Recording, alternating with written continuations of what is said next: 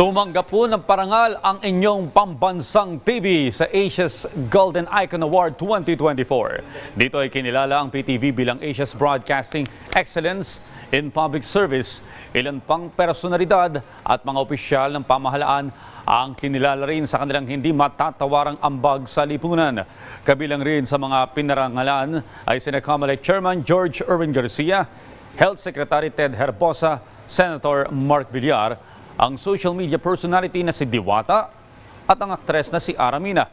Ang Asia's Golden Icon Awards ay isang award-giving body kung saan kinikilala nito ang mga natatanging individual at mga business entities na nagpapakita ng malaking epekto sa komunidad at nagpakita ng kahusayan sa kanilang larangan.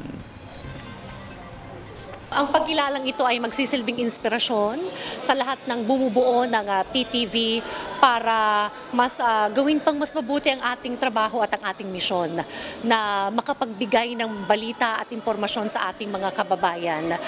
Lalo't higit maging well-informed sila sa mga proyekto at programa ng iba't ibang ahensya ng gobyerno.